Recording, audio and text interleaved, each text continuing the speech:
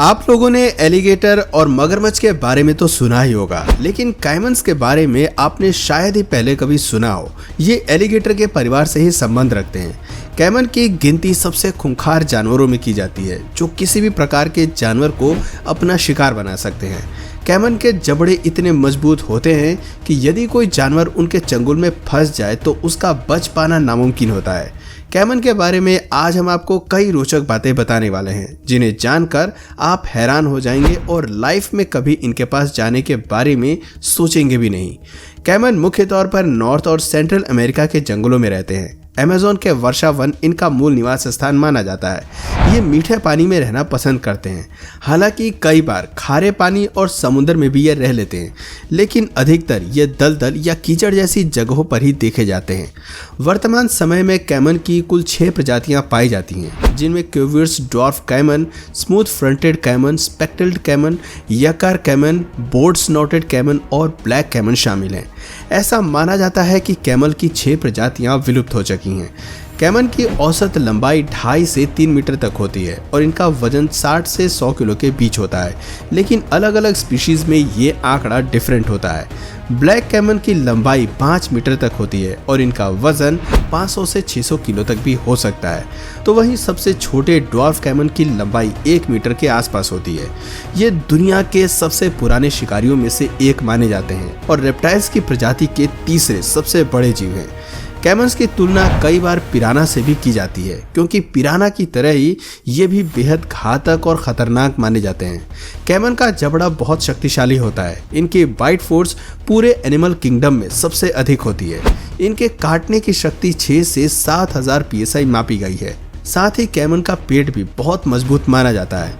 कहा जाता है कि ये हर प्रकार के खाने को आसानी से पचा सकते हैं। कैमन ज़्यादातर मछलियों को या फिर पक्षियों को ही खाते हैं, लेकिन इसके अलावा ये हिरण, बंदर, गाय, भैंस, सांप और यहाँ तक कि कछुओं को भी अपना शिकार बना लेते हैं।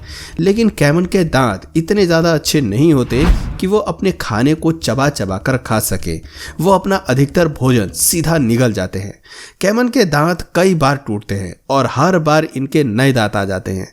कैमन के कुल 70 दांत होते हैं और अपनी जिंदगी में कैमन सैकड़ों नए दांत प्राप्त करता है। कैमन शिकार करने के लिए ज्यादातर रात के समय ही निकलते हैं। इनके अंदर नाइट विजन की शक्ति होती है। रात के गहरे अंधेरे में ये शिकार के पास पहुंचते हैं और पलक झपकते ही उसका शिकार कर लेते हैं। शिकार का पता लगाने में कैमन की आंखों के साथ साथ उसकी नाक और कान भी मदद करती है, और ये तीनों ही कैमन के मुंह के ऊपर की साइड होते हैं।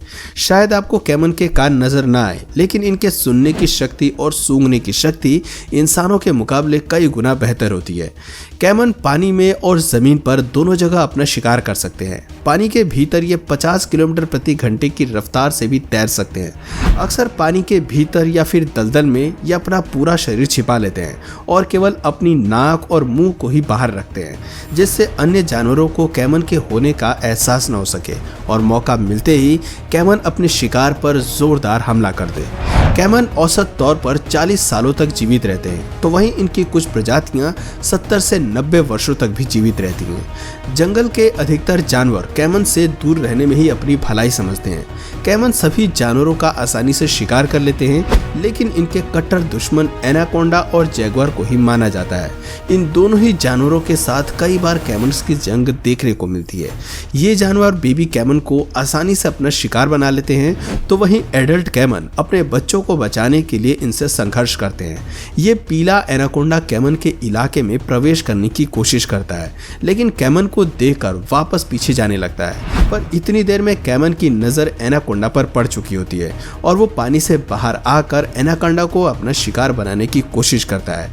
वो दबे पैर के साथ एनाकोंडा तक पहुंचता है और फिर अपने जबड़े में पकड़कर उसे हिलाता है। इस तरह यह अपने शिकार को चारों खाने चित करना चाहता है। कैमन के पीछे उसके परिवार के अन्य सदस्य भी आ जाते हैं और एक एक करके सभी कैमन एनाकोंडा को पटकनी देते हैं। लेकिन ऐसा जरूरी नहीं है कि भोजन उसी कैमन को मिले जिसने इसका शिकार सबसे पहले किया था। अक्सर कैमन परिवार का मुखिया अन्य कैमन के शिकार को छीन कर ले जाता है। दोस्तों, एनाकोंडा और कैमन की लड़ाई में हर बार कैमन की ही जीत होगी ऐसा जरूरी नहीं है। कई बार परिस्थितियां विपरीत भी हो जाती हैं। एनाकोंडा अपने शिकार के चारों ओर लिपट जाता है और उसे इतनी कस के जकड़ लेता है कि उसका सांस लेना भी दुश्वार हो जाता है। और यही ट्रिक वो कैमन्स के साथ भी अपनाता है। कैमन के चारों ओर एनाकोंडा लिपट जाता है, लेकिन कैमन के पास ऐसी काबिलियत होती है कि वो बिना सांस लिए भी काफी देर तक जीवित रह सकते हैं। एनाकोंडा को लगता है कि कैमन ने दम तोड़ दिया है, पर कैमन असल में अपने पूरे होशो हवास में होता है और जैसे ही एनाकोंडा की पकड़ ढीली होती है, कैमन उस पर वार कर देता है। लेकिन बेबी कैमन एनाकोंडा से जीत नहीं पाते हैं और अक्सर वो एनाकोंडा का भोजन बन जाते हैं। एनाकोंडा बेबी कैमन्स को एक ही बारी में निगल जाते हैं और ऐसा ही जैगुआर और कैमन की लड़ाई में भी देखने को मिलता है। जैगुआर बहुत फुर्ती के साथ अपने शिकार पर वार करते हैं। ये वार इतना तेज होता है कि कैमन को संभलने का मौका तक भी नहीं मिल पाता। कैमन्स की लाइफ में सबसे बड़ी चुनौती तब आती है जब इसके इलाके में सूखा पड़ जाता है या फिर लंबे समय तक बारिश नहीं होती। बहुत ज़्यादा सूखे इलाकों में रहने की आदत कैमन्स को नहीं होती।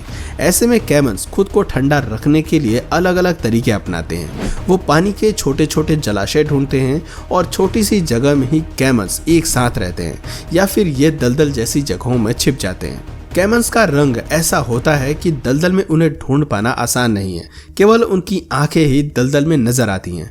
कैमन्स गर्मियों के मौसम में हाइबरनेशन में चले जाते हैं। गर्मियों के हाइबरनेशन पीरियड को एस्टिवेशन कहते हैं। इस दौरान कैमन्स अपना मेटाबॉलिज्म काफी स्लो कर लेते हैं, जिससे उन्हें खाने की जरूरत महसूस नहीं होती। वे बिना शिकार किए कई दिन तक जीवित रह लेते हैं। कैमन्स की मेटिंग प्रक्रिया भी बहुत खास होती है। मेल कैमन्स फीमेल कैमन्स को आकर्षित करने के लिए अलग अलग तरीके अपनाते हैं।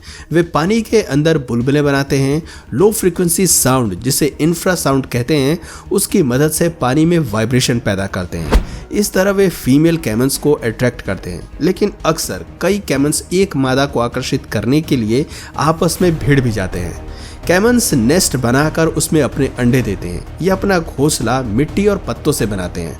मादा कैमन्स एक बारी में 20 से 40 अंडे देती है और कई बार अंडों की संख्या 70 तक भी पहुंच जाती है। मादा कैमन्स ही अपने अंडों की रक्षा करती है और उन्हें गर्माई प्रदान करती है। कोई भी जानवर यदि मादा कैमन्स के अंडे चुराने की कोशिश करता है तो वो उस जानवर की जिंदगी की आखिरी गलती साबित होती है। अंडों से बच्चे बाहर निकलने के बाद मादा कैमन्स एक एक करके सभी बच्चों को पानी तक ले जाती है। अपने खूंखार जबड़ों के बीच वो बड़ी सावधानी से बच्चों को रखती है। बेबी कैमन्स करीब 10 हफ्तों तक अपनी माँ के साथ ही रहते हैं और उन्हें खाना खिलाने की जिम्मेदारी भी माँ की ही होती है। 10 हफ्तों के बाद वो शिकार करना सीखते हैं और बहुत कम समय में वो कुशल शिकारी बन जाते हैं। एक समय ऐसा भी था जब कैमन विलुप्त होने की कगार पर पहुंच गए थे। इंसान मीट और स्किन की लालच में इनका शिकार किया करते थे, लेकिन आज इनकी संख्या बहुत अधिक है और ये इंडेंजर्ड जानवरों की सूची से बाहर है। अधिकतर सभी कैमन्स अमेज़न के जंगलों और साउथ अमेरिका में ही पाए जाते हैं। वैसे तो कैमन्स इंसानों के लिए ज़्यादा खतरनाक नहीं माने जाते क्योंकि ये इंसानों की बस्ती से दूर रहते हैं, लेकिन फिर भी सलाह दी जाती है कि ब्लैक कैमन से हमेशा दूरी बनाकर ही रखनी चाहिए क्योंकि इनका मन कभी भी बदल सकता है और ये इंसानों पर भी वार कर सकते हैं। तो दोस्तों, उम्मीद करते हैं आपको हमारी आज की वीडियो पसंद आई होगी। अगला टॉपिक आपको डिटेल में किस जानवर पर चाहिए, अपने फेवरेट एनिमल को नीचे कमेंट सेक्शन में जरूर बताएं। और अगर इस वीडियो से आपको कुछ नया जानने या सीखने को मिला या फिर इंटरेस्टिंग लगा तो प्लीज इस वीडियो को एक लाइक करके अपने फ्रेंड्स और फैमिली में से जरूर शेयर करें। और यदि आप इस चैनल पर नए हैं तो प्लीज इस चैनल को सब्सक्राइब करके बेल नोटिफिकेशन आइकन को ऑन कर लीजिए ताकि हमारे आने वाले वीडियोस आप मिस ना करें। मिलते हैं फिर किसी वीडियो में नए टॉपिक के साथ, तब तक के लिए नमस्कार।